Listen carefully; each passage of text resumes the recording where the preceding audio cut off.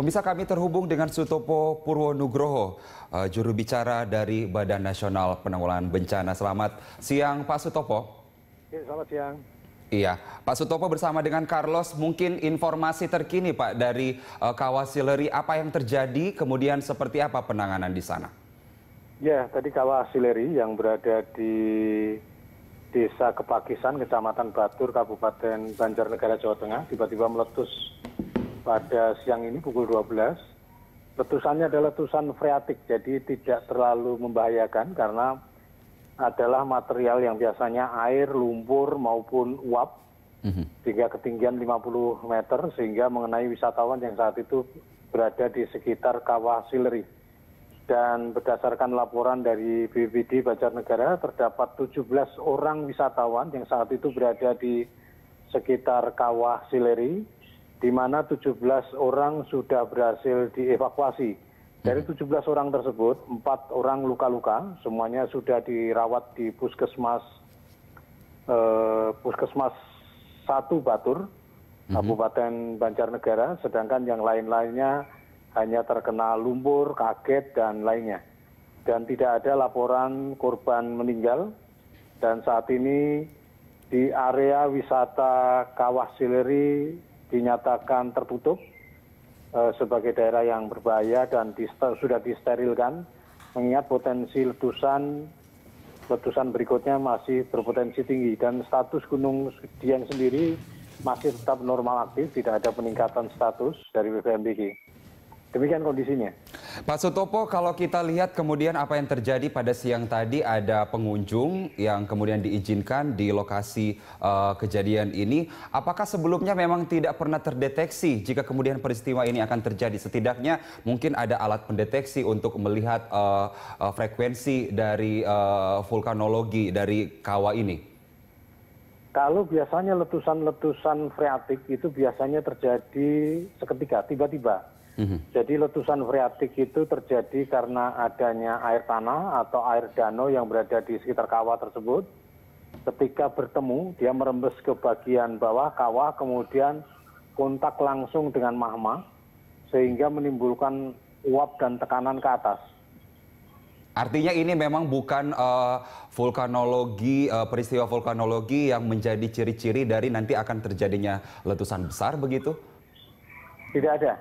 Sampai saat ini dari laporan dari BVMBG berdasarkan parameter seismograf maupun parameter vulkanik yang ada, tidak ada kenaikan status, tidak ada kenaikan dari aktivitas vulkanik dari Gunung Dieng. Oke, baik Pak Sutopo, kalau kemudian peristiwa ini menyebabkan korban luka-luka begitu, apa selanjutnya yang akan dilakukan oleh BNPB sendiri untuk bisa mengantisipasi? Yang pertama, zona daerah Kawah Sileri sudah dinyatakan tertutup sehingga tidak boleh ada wisatawan yang ada di sana. Dan kosong sampai saat ini masih dilakukan pengamatan, di mana pos petugas dari BPBD, TNI, Polri, BVMBG, SKPD, dan relawan di sana saat ini masih mensterilkan lokasi dan agar wisatawan tidak diperkenankan masuk ke lokasi tersebut. Dan tentu saja dalam hal ini BVMBG akan terus mencermati perkembangan yang ada terkait dengan aktivitas Gunung Dieng. Ya, Pak Sutopo, kalau kita melihat dari sejarah letusan sendiri, kita lihat terakhir tahun 2013, kemudian ada letusan yang paling hebat, kemudian memakan korban yang cukup banyak tahun 1979. Apa kemudian pergerakan seismograf, kemudian secara vulkanologi, secara umum dari wilayah pegunungan Dieng ini saat ini, Pak?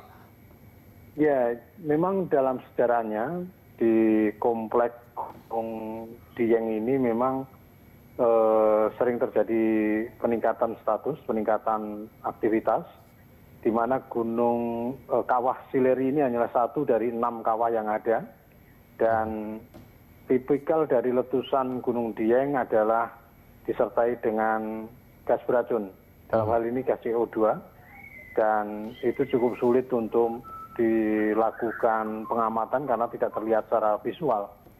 Sehingga terkait dengan hal ini tentu masih dilakukan pengamatan terus-menerus. Kalaupun ada peningkatan aktivitas, tentu gunung tadi akan dinaikkan status beserta dengan rekomendasi yang ada di sekitar di sekitar gunung tersebut. Dan tentu dalam hal ini pemantauan masih terus dilakukan. Kami masih menunggu BVMPG untuk mengevaluasi terkait dengan letusan freatik.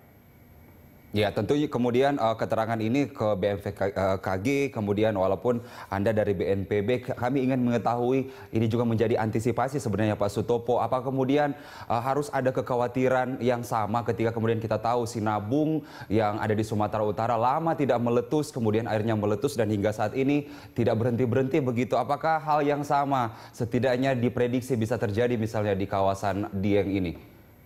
Setiap gunung itu memiliki watak, memiliki perilaku yang berbeda-beda. Watak dari Gunung Dieng tidak sangat berbeda dengan Gunung Sinabung. Yeah. Jadi letusan freatik ini sesuatu hal yang alamiah karena beberapa kejadian sebelumnya pernah juga terjadi. Yang kebetulan saat ini dalam suasana libur Lebaran banyak pengunjung sehingga terdapat 17 yang terdampak langsung dari letusan tadi. Tetapi apakah akan terjadi letusan yang hebat dan sebagainya, sampai saat ini seluruh parameter yang ada, baik vulkanis maupun seismograf yang ada, tidak menunjukkan adanya tanda-tanda terjadinya kenaikan dari aktivitas. Artinya gunung masih normal dan letusan-letusan itu adalah sesuatu yang alamiah. Kan letusannya letusan freatik. Letusan freatik sebenarnya tidak terlalu membahayakan, karena material yang ditumpahkan itu hanyalah lumpur, air, atau lahar dingin yang ada. Berbeda dengan letusan yang magmatik. Kalau letusan magmatik itu tentu akan membahayakan karena material yang dikeluarkan berupa lava, batu pijar, bom, lapili, dan sebagainya. Jadi kita mengimbau kepada masyarakat tenang mengenai aktivitas dari adanya letusan di Gunung Dieng ini, di Kawah Sileri. Masyarakat diimbau tetap tenang, tetap mematuhi semua rekomendasi yang ada dari pemerintah. Dan tentu saja kalau adanya peningkatan-peningkatan dan sebagainya, pemerintah pasti akan menyampaikan pada masyarakat. Dan tipikal gunung itu bukan sesuatu yang sudden onset. Artinya yang terjadi mendadak seperti gempa bumi. Gunung itu adalah slow onset. Artinya perubahan-perubahan yang terjadi, baik itu peningkatan maupun penurunan, itu berjalan dalam memerlukan beberapa waktu sehingga tanda-tandanya bisa kita kenali. Artinya tanda-tanda ini kemudian sebenarnya dari pemantauan pegunungan Dieng melihat bahwa seismografnya normal-normal saja dan ini hanya letupan biasa ya Pak Sutopo? Iya betul, letusan freatik itu bisa terjadi di banyak gunung seperti Gunung Dieng, Gunung Papandayan, Gunung Guntur dan lainnya. Jadi beberapa tipikal gunung di Indonesia memang memiliki tipikal letusan freatik yang di dalamnya biasanya memang ada danau, atau pada saat musim hujan terjadi hujan, air kemudian mengisi ke dalam air tanah, kemudian terjadi kontak dengan magma yang ada. Iya Pak Sutopo, terakhir pertanyaan dari saya ingin mengetahui kondisi di sana. Sebenarnya seberapa jauh pemukiman masyarakat dengan kemudian lokasi kejadian ini sehingga kita perlu melihat apa yang harusnya kemudian diantisipasi? Permukiman yang ada di sana termasuk tempat penginapan atau fasilitas wisatawan sangat berdekatan dengan kawah yang ada.